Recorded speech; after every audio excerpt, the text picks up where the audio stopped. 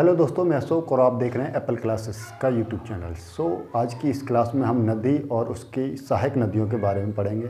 सबसे पहले उसमें भी आज हम सिंध नदी और उसकी सहायक नदियों के बारे में पढ़ेंगे कि ये नदियाँ कहाँ से निकली हैं, कहाँ पर जाकर इनका एंड हो जाता है, इनकी कौन कौन सी सहायक नदियाँ हैं।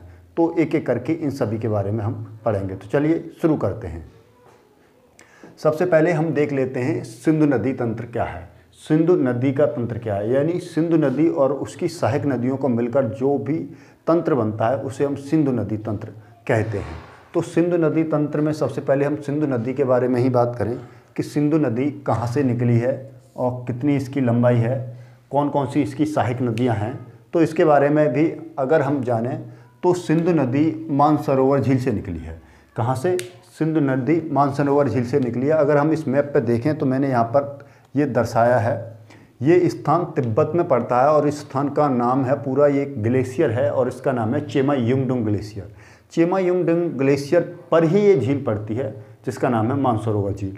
मानसरोवर झील से ये नदी निकलती है सिंधु नदी, और निकलने के बाद ये भारत में प्रवेश कर जाती है। जिस स्थान पर ये नदी भारत में प्रवेश करती है उसको दमचौक नाम से जाना जाता है। वहाँ से ये नदी भारत में प्रवेश करती हुई चलती है, और जहाँ ये भारत में प्रवेश करती है ये नदी, उसके बाद आगे बढ़ती है तो ये दो श्रेणियों के मध्य से गुजरती है। एक श्रेणी को बोलते हैं हम लद्दाख श्रेणी, ये जो मैंने दर्शाई है ऊपर की तरफ ये लद्दाख श्रेणी है, और ये नीचे की तरफ ये जो श्रेणी है इसे बोलते हैं हम जौस्कर श्रेणी। ये नदियाँ लद्दाख और जौस्कर श्रेणी के मध्य से होकर गुजरती है और यहाँ से ये एंटर कर जाती है पीओके में। पीओके में ऊपर की तरफ एक झील पड़ती है जिसका नाम है संदुल झील, और उसी झील से एक और रिवर निकल कर आती है जिसका नाम है गिलगित नदी, और ये आकर सिंधु नदी में मिल जाती है। और ये नदी वहाँ से आगे की तरफ बढ़ती है, और जहाँ पर ये नदी भारत से निकलकर पाकिस्तान में एंटर करती है तो उस स्थान को बोला जाता है चिल्लास। तो चिल्लास नामक स्थान पर ये नदी पाकिस्तान में प्रवेश कर जाती है, और वहाँ से आगे बढ़ती हुई ये नदी अरब सागर में जाकर अपना एंड कर देती है। तो इसका मुहाना अरब सागर में जाकर पड़ता है, और इतनी दूरी को कवर करने में इसको 3180 किलोमीटर की दूरी तय करनी पड़ती है, और इसका एंड हो जाता है इसका मुहाना, तो ये अरब सागर में जाकर मिल जाता है। तो अरब सागर में इसका एंड हो जाता है। इसकी सहायक नदियों की बात करें तो सियोक नदी, सतलज, चिनाब, रावी, ब्यास, झेलम, गिलगट, काबुल, ये इसकी सहायक नदियां हैं। इसमें यहाँ पर लिखी हुई हैं सभी सतलज, रावी, चिनाब, झेलम, स्वात, कुनार, काबुल, गोमल, गिलगित, ये सभी इसकी सहायक नदियां हैं। इसके बाद अब हम बात करें अगली नदी की जिसका नाम है सतलज रिवर। सतलज रिवर राकसताल से निकलती है। यह राकसताल वह स्थान है जो चेमा युंगडुंग ग्लेशियर पर ही पड़ता है। तो इधर की साइड में राकसताल पड़ता है, और राकसताल से निकलकर ये नदी जहाँ भारत में प्रवेश करती है वो एक दर्रे से प्रवेश करती है जिसका नाम है सिप्पीकला दर्रा, और वहाँ से ये भारत में प्रवेश करती है और आगे बढ़ती हुए चली जाती है। और ये यहाँ पर एक पॉइंट पड़ता है जहाँ पर ब्यास नदी आकर इस नदी में मिलती है, सतलज में मिलती है।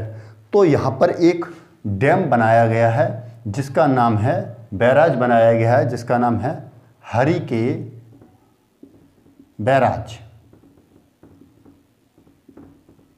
हरि के बैराज नाम का एक डैम बनाया गया, और इस डैम से एक नदी को बनाया गया है, कृत्रिम नदी को बनाया गया है जिसका नाम है इंदिरा नहर। इंदिरा नहर, इस नहर के द्वारा राजस्थान के उस स्थान की सिंचाई की जाती है जहाँ पर पानी की उपलब्धता नहीं है, और ये नदी यहाँ से आगे चलती हुई चिनाब नदी में मिल जाती है। चिनाब में जाकर इसका एंड हो जाता है। और इसकी सहायक नदी की बात करें तो ब्यास, स्प्रिति, बिस्वा इसकी अन्य सहायक नदियाँ हैं। तो हम देखें तो ये कहाँ से निकली, तो राकसताल से, और राकसताल का पड़ता कहाँ पर है? तिब्बत में ही चेमा युंगडुंग ग्लेशियर पर ही पड़ता है। जिस तरह से मानसरोवर झील इस पर पड़ती थी, और उसके बाद ये यहाँ से निकलकर राकसताल से निकलकर जहाँ पर ये चिनाब नदी में मिल जाती है उतने समय में ये कितनी दूरी को तय करती है? तो ये उतने समय में 450 किलोमीटर की दूरी को तय करती है, और एंड इसका हो जाता है चिनाब नदी में। और इसकी सहायक नदियाँ हैं ब्यास, स्पुति और बिस्पा इसकी सहायक नदियाँ हैं। इसके बाद अगली नदी की बात करें हम तो अगली नदी है चिनाब। चिनाब नदी, ये वाली जो नदी है आपको ये दिखाई दे रही होगी, ये चिनाब नदी है। चिनाब नदी भी ये दो नदियों से मिलकर बनी है। एक का नाम है चंद्रा और एक का नाम है भागा। ये दोनों नदी, चंद्र और भागा, दोनों नदियां मिलकर चिनाब नदी का निर्माण करती हैं। चिनाब नदी आगे बढ़ती हुई चलती है तो इसमें आकर एक रिवर मिल जाती है जिसका नाम है झेलम, और झेलम नदी इसमें आकर मिल जाती है और वहाँ से आगे बढ़ती हुई ये सिंधु नदी में जाकर मिल जाती है। तो चंद्र और भागा दो नदियों से मिलकर ये नदी बनी है और ये यहाँ से निकलने के बाद, मिलने के बाद जहाँ से चिनाब नदी बनती है वहाँ से झेलम नदी, जहाँ पर चिनाब नदी जहाँ पर सिंधु नदी में आकर मिल जाती है, वो उतने समय में कितनी दूरी को कवर करती है तो 960 किलोमीटर की दूरी ये कवर करती है। इस कहाँ जाकर मिल जाती है तो ये सतलज रिवर में जाकर मिल जाती है। चिनाब नदी का जो एंड पॉइंट है वो कहाँ हो जाता है तो ये इस वाले स्थान पर आकर मिल जाती है और ये यहाँ के बाद सतलज रिवर चलती है। और इसकी सहायक नदियों की बात करें तो झेलम, रावी, तवी इसकी सहायक नदियाँ हैं।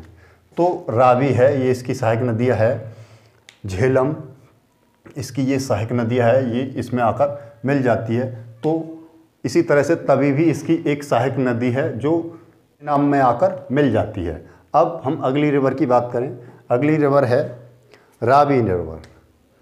रावी रिवर जो है और रोहतांग दर्रा के पास जो हिमाचल प्रदेश में पड़ता है। मैंने यहाँ पर रोहतांग दर्रा दर्शाया है। यहाँ से रावी नदी निकलती है और निकलने के बाद आगे बढ़ती हुई चली जाती है और ये चिनाब नदी में जाकर मिल जाती है। इतनी दूरी कवर करने में ये 725 किलोमीटर की दूरी तय करती है और उसके बाद ये चिनाब नदी में जाकर मिल जाती है। और इसकी सहायक नदी की बात करें तो इसकी कोई सहायक नदी नहीं है। इसी तरह से अगर हम बात करें ब्यास नदी की, ब्यास नदी भी रोहतांग दर्रे से निकलती है, उसी के पास से निकलती है। तो मैंने यहाँ पर दर्शाया गया है इसका स्थान।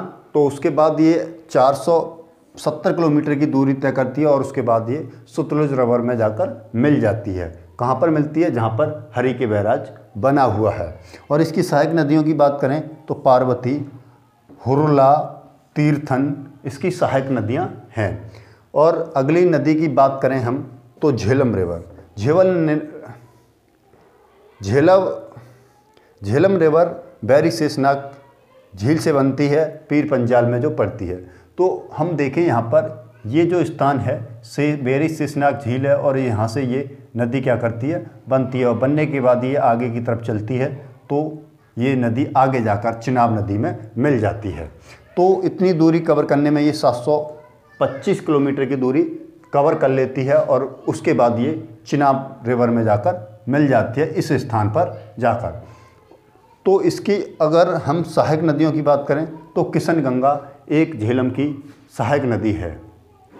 इसके बाद मैंने यहाँ पर लिख दिया है झेलम और चिनाब नदी जिस स्थान पर मिलते हैं उसे हम झिंग बोलते हैं। झेलम और चिनाब नदी यहाँ पर जाकर ये मिल रही है तो इसको हम झंग स्थान बोलते हैं। चिनाब और रावी नदी जिस स्थान पर मिलते हैं, यानी कि ये चिनाब और इसके बाद रावी नदी यहाँ पर जब मिलते हैं तो उस स्थान को बोलते हैं सराय सिंधु।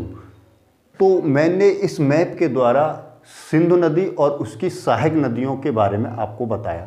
मुझे आशा है कि आपको ये अच्छा लगा होगा। मैप काफ़ी अच्छे से मैंने इसको बनाया है और सभी चीज़ को मैंने इसमें क्लियरिटी दर्शाया है। आपकी परीक्षा के लिए ये काफ़ी महत्वपूर्ण है। इससे कई सारे क्वेश्चंस बनते हैं। आप इसको अच्छे से समझ लीजिए और दोबारा से इसको देख लीजिए। वीडियो को कंप्लीट देखिएगा।